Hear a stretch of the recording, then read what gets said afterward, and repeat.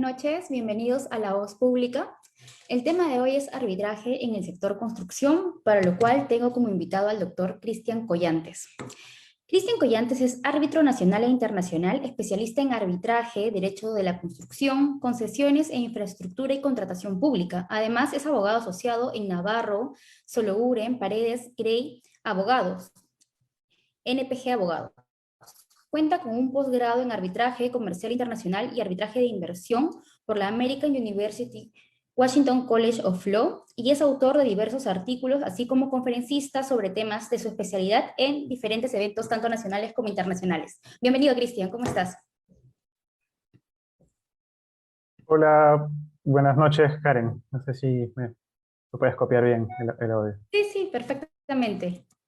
Buenas noches, Karen. Un placer compartir esta entrevista.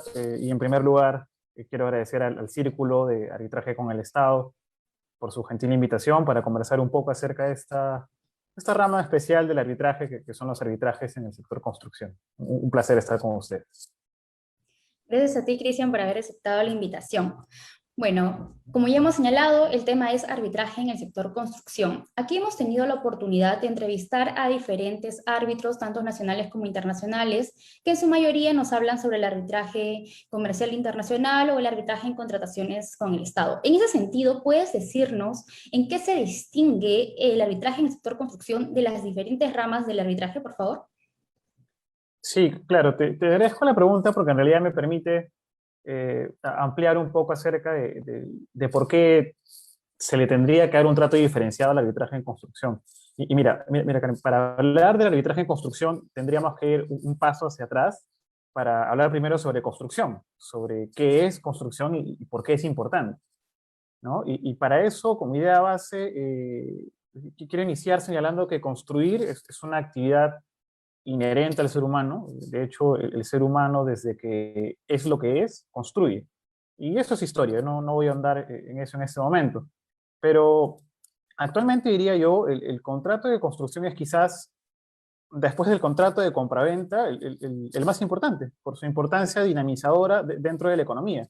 Y me explico. De hecho, el contrato de construcción es un contrato complejo, de largo aliento y redactado usualmente por diversos sujetos, digamos, abogados e ingenieros de diversas especialidades, y por lo tanto es natural encontrar que muchas de las contingencias que se presentan durante la ejecución de estos contratos, repito, de largo aliento, no estén previstas ni en el contrato ni en la ley, independientemente de que se trate de una obra privada, se trate de una obra pública, financiada con recursos públicos, sea bajo la ley de contrataciones del Estado, bajo un modelo de asociaciones público-privadas o estas modalidades de inversión pública que hoy están de moda, como los contratos gobierno a gobierno, ¿no? Los famosos G2E.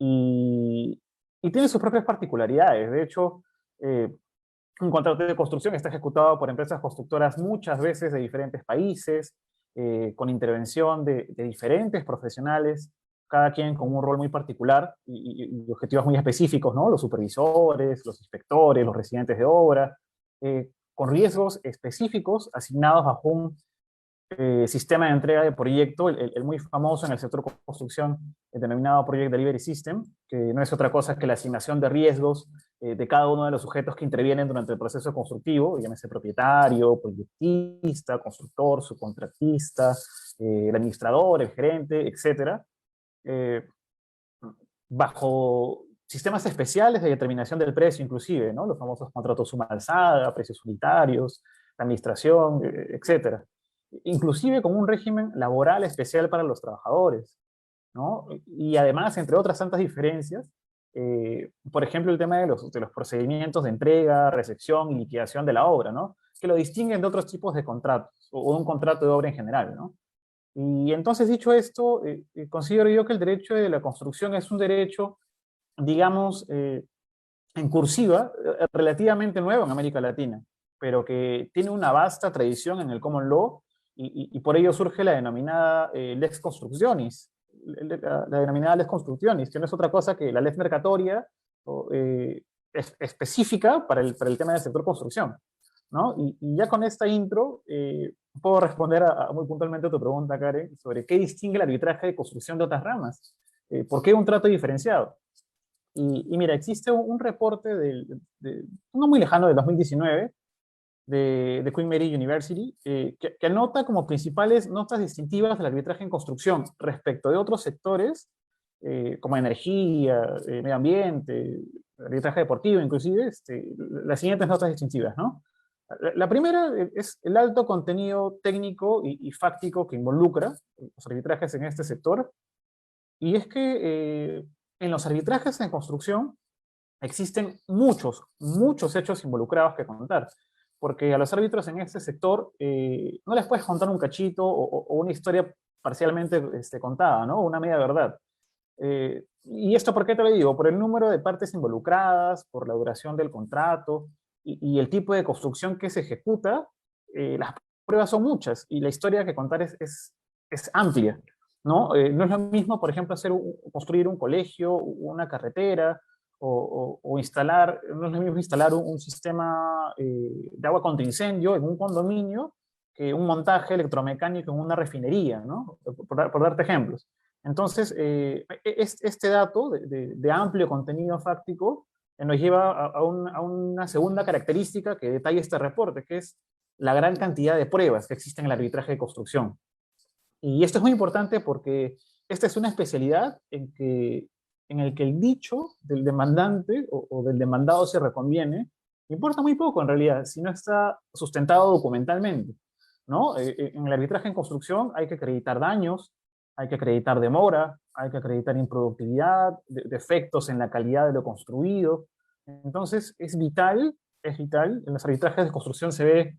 He tenido casos en los que he visto como árbitro o como abogado, te digo, o sea, 50 cajas de papeles, de documentos, ¿no? Lo que resulta increíble para algunos, ¿no? Y con esto, ¿a qué punto quiero llegar? Que el registro contemporáneo de lo que sucedió en la obra es vital. Tener registro documental, ¿no? Correos electrónicos, intercambio de cartas, transmitas, request for information, índices de productividad, el cuaderno de obra y tantos otros documentos y sistemas de registro documental electrónicos que a propósito de la pandemia ya se han implementado bastante bien en algunos proyectos, privados principalmente, eh, y tienen alta incidencia en los arbitrajes, porque mientras más documento tengas, teniendo en cuenta que los árbitros, los tribunales arbitrales, que son abogados, no han estado presentes durante la ejecución de la obra, eso les va a permitir conocer de mejor manera la controversia y poder asignar responsabilidades legales a una u otra parte, ¿no? Esto va a ser determinante para concluir en la responsabilidad de alguna de las partes.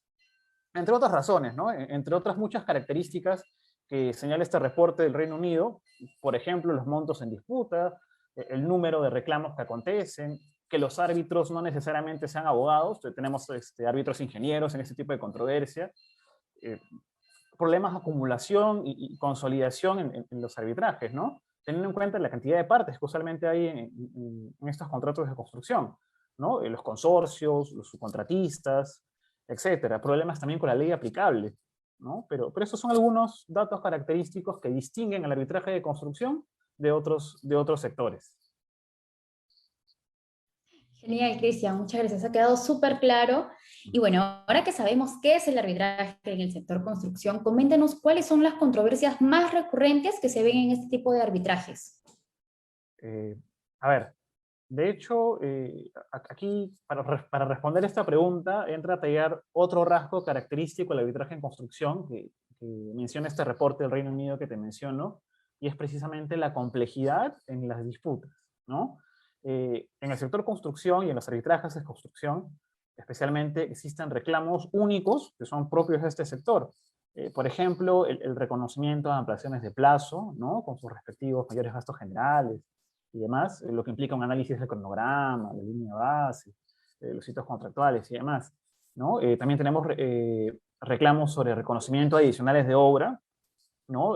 Todos partidas o prestaciones muy puntuales, no previstas inicialmente en el expediente técnico, pero que son necesarias, indispensables para lograr la finalidad del contrato, ¿no? Como esta definición de la Ley de Contrataciones del Estado. Reclamos por pérdida de productividad, ¿no? O más conocido como disrupciones. ¿no? Que implican también metodologías particulares, ¿no? Que no están previstas en nuestro ordenamiento jurídico, pero que son recogidas por el soft law, que son recogidas de la práctica internacional, ¿no? Que son los reclamos por pérdida de productividad, que no son otra cosa que la pérdida de eficiencia del contratista al momento de enfrentar la obra, de ejecutarla, por causas que no le son imputables, ¿no? Y aquí entran a tallar sobre este tema de los reclamos más recurrentes en construcción. Y ojo, cuando te hablo de construcción, te lo menciono desde un aspecto amplio, ¿no? Lo que incluye construcción privada y construcción pública, ¿no? O sea, te digo construcción indistintamente de quiénes sean las partes, o si aplica la ley de contrataciones del Estado o el Código Civil, ¿no? Para los que vemos construcción, al menos consideramos, y este es mi humilde punto de vista, que de construcción o de derecho el derecho de la construcción engloba tanto lo que es construcción privada como la construcción pública, ¿no? Sea con recursos públicos o bajo la ley de contrataciones del Estado. Y te decía yo que, para no salirme de la hilación, que en este tipo de reclamos recurrentes entra a tallar bastante la figura de los peritos, ¿no? Y ese es otro dato característico del arbitraje en construcción, y es la utilización prácticamente indispensable de peritos técnicos para que puedan explicar reclamos que son muy complejos desde el punto de vista técnico, explicarlo en llano para los abogados. Los tribunales arbitrales que solamente son abogados y que no necesariamente conocen, no tendrían por qué tampoco conocer el detalle técnico, ¿no? De metodologías de cuantificación, de análisis de la ruta crítica. Hay abogados, hay árbitros que lo saben muy bien. Hay boutiques especializadas en construcción que manejan muy bien estos temas de infraestructura, reclamos, cuantificación, que cuentan con ingenieros dentro de sus staff, pero hay árbitros que no. Entonces es indispensable la participación de peritos, ¿no? Peritos nacionales, que los hay muy buenos, así como peritos internacionales, que son los que usualmente se usan para reclamos de mayor índole, ¿no? O más complejos, o que involucran partes extranjeras también, y demás. Y el tema aquí no es un tema esotérico, no es un tema de difícil comprensión. De hecho, en el Perú está avanzadísimo el tema de la participación de peritos internacionales, de pericias técnicas complejas, con metodologías de probanza técnica, de reclamos por demora, por pérdida de productividad. Está súper avanzado. De hecho, entidades como el Ministerio de Transportes y Comunicaciones, el MTC, ¿no? La Procuraduría en representación de provías nacionales, centralizada, etcétera, maneja muy bien el tema. De hecho, he tenido oportunidad de estar del otro lado en arbitrajes con ellos, y la verdad es que el tema de pérdida de productividad y demás lo manejan, lo saben, lo conocen, saben de peritos internacionales, han utilizado peritos internacionales, esto es de conocimiento público, y eso es excelente, porque ayuda bastante a mejorar la práctica o elevar el estándar, ¿no? De litigio y de probanza en el sector construcción. O sea, a ver, no siempre o no necesariamente las normas de nuestro ordenamiento jurídico en este sector específico están a la par, ¿no? Que es la vocación de la norma, es lo ideal o lo que debería ser, ¿no? Que las normas estén a la par de lo que socialmente sucede, ¿no? De lo que en la realidad sucede. No necesariamente es así en el sector, pero eso se complementa bastante con las buenas prácticas internacionales, con los peritos que traen nuevas y bastante utilizadas metodologías de probanza técnica en nuestros arbitrajes, ¿no? Como te comentaba inicialmente, de hecho, entre comillas, en Latinoamérica es un derecho joven, ¿no? Derecho de la construcción, pero en el common law esto está desarrollado hace decenas de años, ¿no? Y te diré, mi experiencia no es vasta, no soy tan mayor, pero en construcción, en arbitrajes en construcción, tanto privados como contratación pública, ¿no? O construcción pública, como me gusta llamarlo a mí, al menos hace 20 años, estos temas se manejan con peritos internacionales y reclamos por pérdida de productividad, ampliación de plazo, medidas de gastos generales y demás. Al menos hace 20 años se maneja bastante bien, ¿no? Eso respecto a tu consulta, Karen. Espero haber podido resolverla. Sí, sin duda. Justamente hace un momento hablaba sobre el soft law. En ese sentido, ¿el soft law influye en este tipo de arbitraje? Sí, definitivamente, definitivamente. De hecho, el soft law tiene mucha incidencia en el sector de la construcción. Es una incidencia necesaria, a mi parecer, y te explico por qué. De hecho, la costumbre y las buenas prácticas tienen alta relevancia. Hace unos minutos, a propósito de tu consulta anterior, yo te mencionaba lo que era la lex constructionis, que es, digamos, una especialidad de la ya conocida en el sector lex mercatoria, ¿no? Que son las buenas prácticas, las buenas costumbres, que no son otra cosa sino el producto de las prácticas comerciales en un sector específico, ¿no? En el caso del sector construcción, la lex constructionis, que son las buenas prácticas, ¿no? Las buenas prácticas que utilizan los operadores en un sector específico. Y mira, se aplican como soft law prácticas, métodos y estándares de la industria para la ejecución de proyectos, eh, formatos o contratos, modelos de contratos muy, muy importantes y que en el common law, en los países que siguen este sistema, han funcionado bastante bien. Hay obras emblemáticas, ¿no? En el extranjero que han funcionado bien bajo estos modelos de contratos, ¿no? Te hablo especialmente de los contratos FIDIC, elaborados por la Federación Internacional de Ingenieros Consultores, los NEC 3 y NEC 4, ¿no? Que son esos contratos que el NEC 3 ha sido utilizado con éxito aquí en Perú. Esta reciente experiencia en los Juegos Panamericanos ha funcionado bastante bien, ¿no? Que trae toda esta onda del espíritu colaborativo, ¿no? La gestión colaborativa, las alertas tempranas, las mesas de reuniones tempranas, que permiten que haya menos litigios, ¿no? Que bregan más bien por lo que es que el proyecto no se paralice, que el proyecto avance, que se cumpla con el proyecto, que no haya, porque usualmente entre el propietario y el contratista, constructor, hay bastante conflicto. De hecho, es innegable que el sector construcción es un sector del derecho bastante litigioso, y no muchas veces ¿no? Quien resulta ganador en el arbitraje termina del todo feliz, porque finalmente cuando uno celebra un contrato de este estilo, de este tipo, de este sector, lo que se busca es que se cumpla el contrato, ¿no? Que se cumpla con la construcción, que la obra sea entregada, ¿no? Y eso tiene incidencia social cuando se trata de recursos públicos, de ley de contrataciones del Estado, no se trata de obra pública. Pero bueno, ¿no? Te comentaba que estos contratos NEC 3 fueron utilizados hace poco en los Panamericanos con éxito. Se están implementando ya, bueno, los modelos de contratos colaborativos, el G2G en hospitales, ¿no? En Ancash, me parece. Y en muchos otros sectores. Y se están aplicando estos modelos que son importados, ¿no? Que no existe normativa aquí en el Perú que los regule, pero que son importados del extranjero, del common law, y funcionan bastante bien, ¿no? La ley no prevé, por ejemplo, para darte ejemplos específicos, la ley de contrataciones del Estado o el Código Civil no prevé métodos de cuantificación de algunos reclamos. Por ejemplo, lo que te comentaba hace rato, la pérdida de productividad, ¿no? O disrupciones. Entonces, esos reclamos existen, ¿no? El contratista se puede ver impactado, su bolsillo lo sufre, pero no hay una norma que ampare ese reclamo, entre comillas, ¿no? Hay una norma que ampare ese reclamo específica, ¿no? Que mencione el tema de disrupciones o mencione el tema de productividad.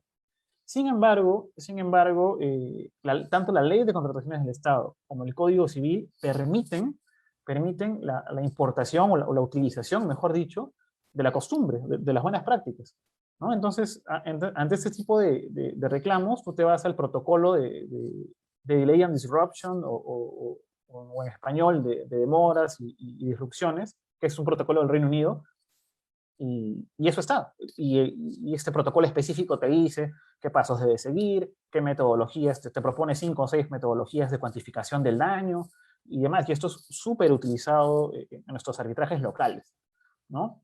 Por ejemplo, en la ley de contrataciones del Estado no tienes una definición de lo que es holgura, ¿no? Pero te vas a las prácticas, hay un documento de prácticas de la Asociación Americana de Ingeniería de Costos, la muy conocida AACE, que tiene definiciones de holgura, por ejemplo, ¿no? Y así sucesivamente.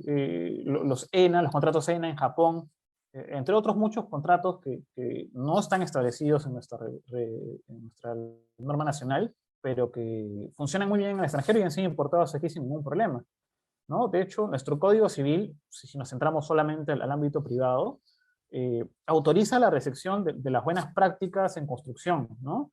Eh, te digo, en la regulación del contrato de obra, el 1774, si mal no recuerdo bien, te dice que la obra se ejecuta conforme a la forma y plazo del contrato y en su defecto la costumbre, ¿no? No te dice la norma tal, la norma tal, no, sino te dice en defecto del contrato la costumbre, ¿no?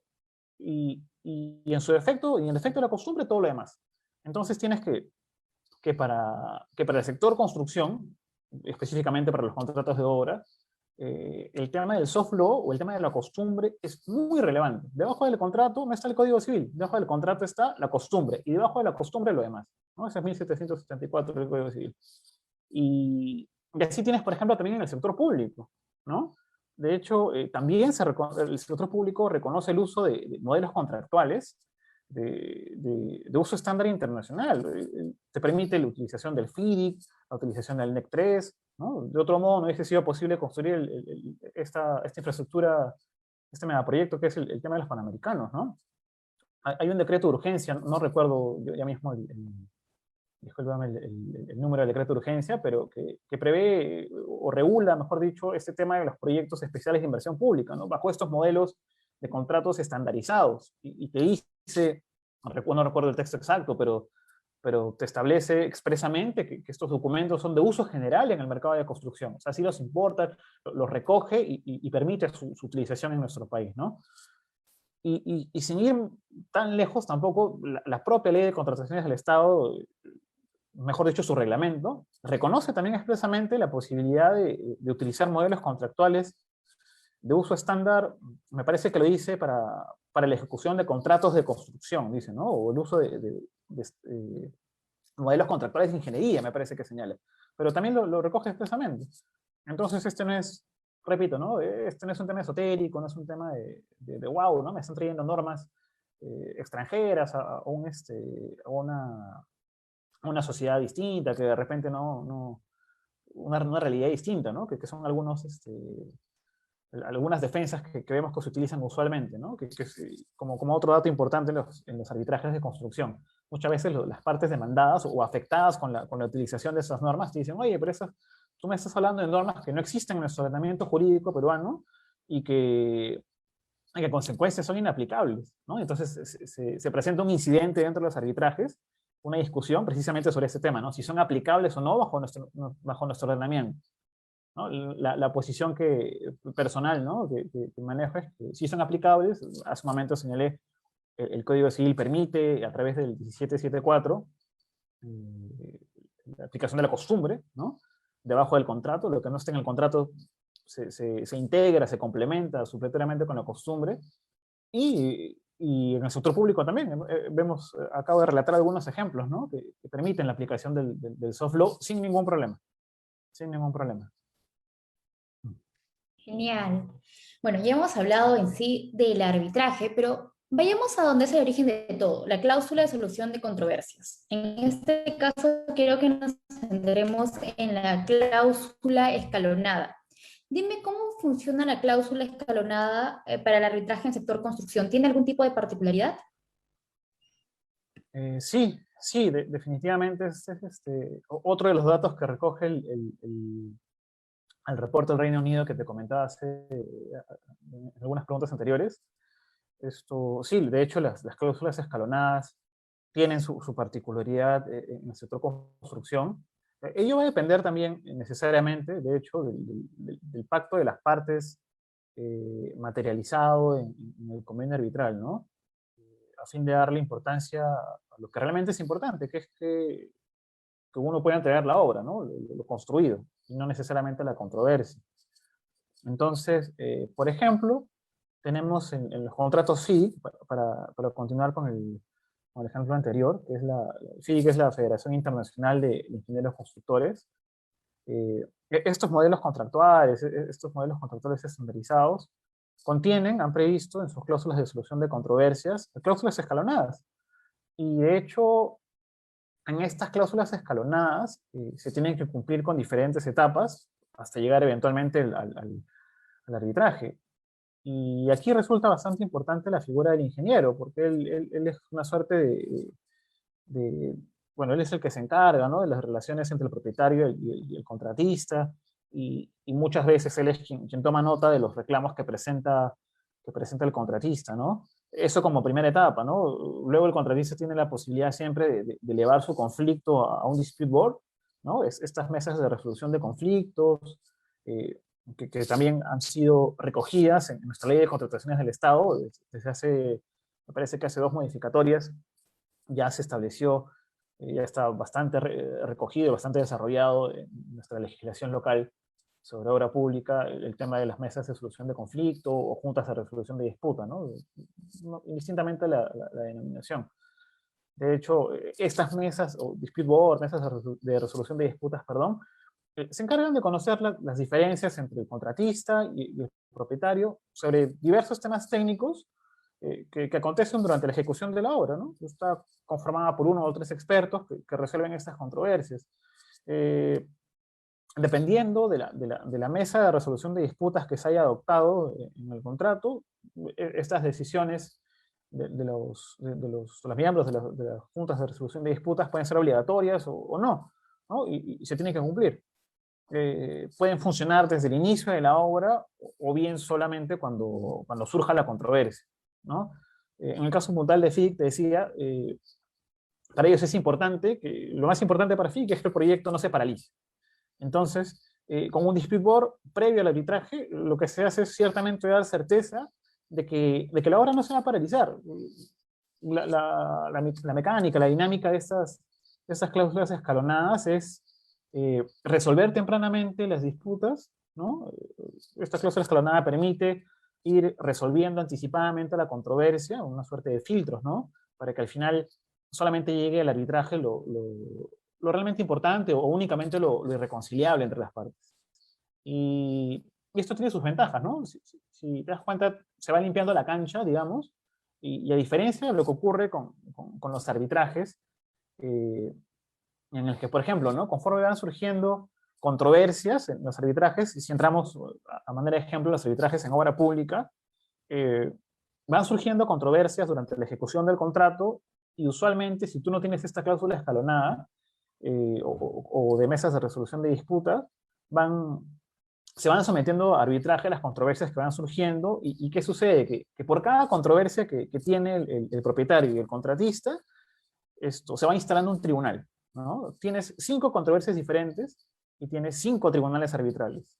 Entonces, a cada tribunal arbitral hay que contarle la historia desde cero, porque no la conocen, no han participado de la ejecución del contrato, no conocen de qué va. Y entonces el tribunal arbitral únicamente conoce del proyecto, de la obra, lo que las partes le cuentan, ¿no?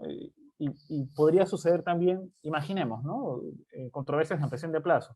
Tiene 50 ampliaciones de plazo, las primeras 10 las ve el tribunal arbitral A, otras 20 ampliaciones en el tribunal B y la diferencia en el tribunal C. Entonces, puede haber decisiones disímiles, contradictorias, que terminan perjudicando el proyecto, ¿no? Tienes varios tribunales arbitrales instalados y más allá de la controversia, quien termina perdiendo es el proyecto, ¿no? Y si es obra pública, termina perdiendo la sociedad en su conjunto.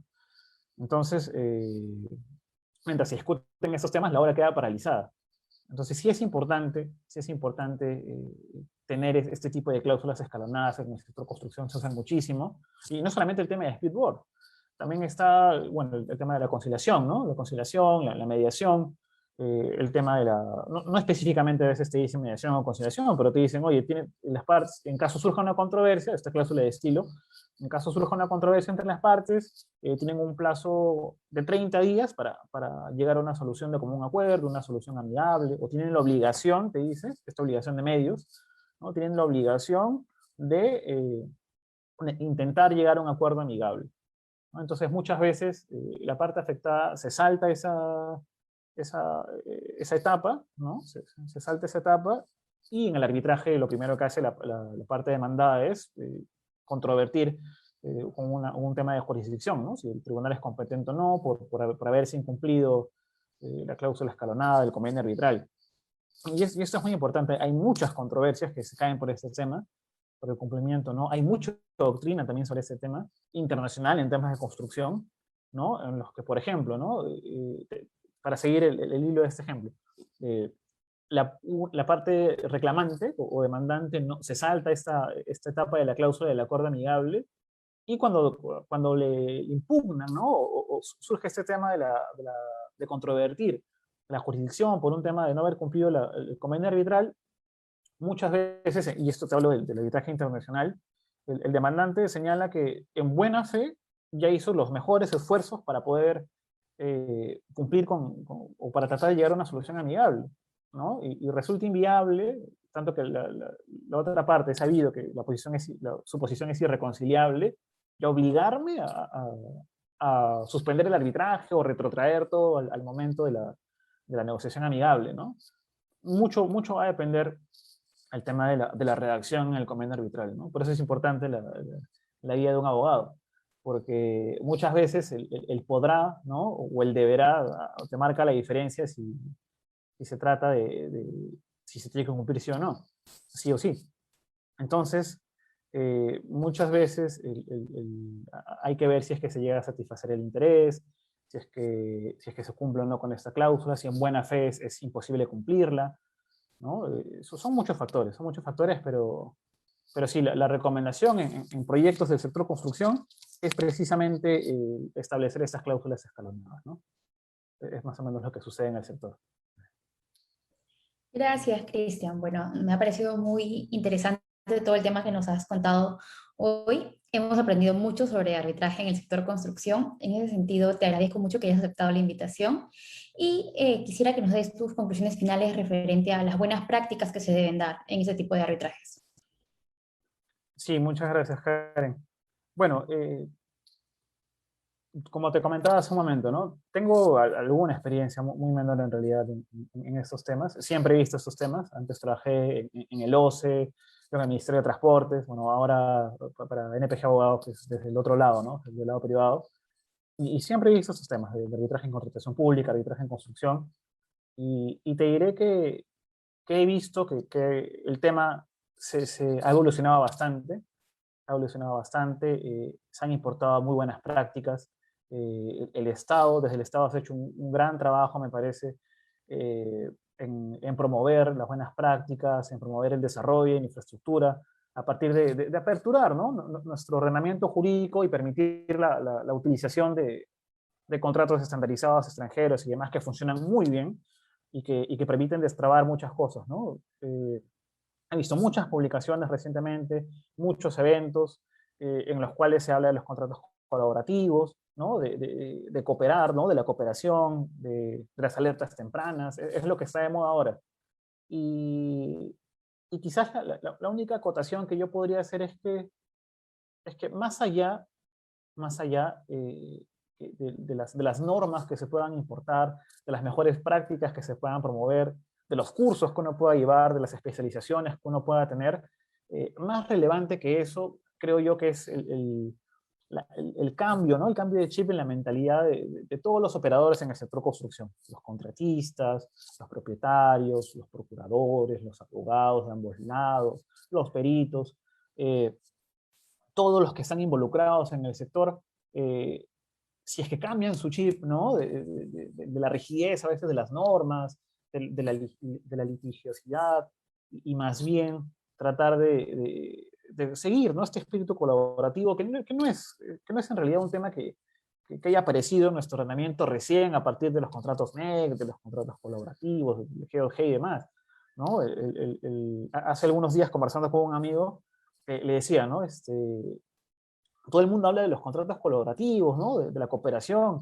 Los millennials han descubierto el 1362 del Código Civil, ¿no? Han descubierto la buena fe, ¿no? Este artículo, el 1362, que es conocido por todos los que hemos abierto alguna vez el código, que es ¿no? Las partes deben conducirse con buena fe durante la negociación, ejecución y demás del contrato, ¿no? El espíritu colaborativo siempre debe estar, no solamente durante la ejecución del contrato, también durante una negociación amigable, también durante el arbitraje, principalmente durante el arbitraje, ¿no? Si es una cláusula escalonada, un CIVIC, por ejemplo, como mencionaba hace un momento, en un dispute board, la buena fe y el espíritu colaborativo debe estar siempre. ¿no? Muchas veces en los arbitrajes en este sector, quienes no están involucrados del todo se sorprenden o encienden las alarmas cuando una de las partes presenta centenares de pruebas, ¿no? O presenta un cuaderno de obra que es en realidad de cuaderno, es solamente la palabra, porque son 50 tomos y demás.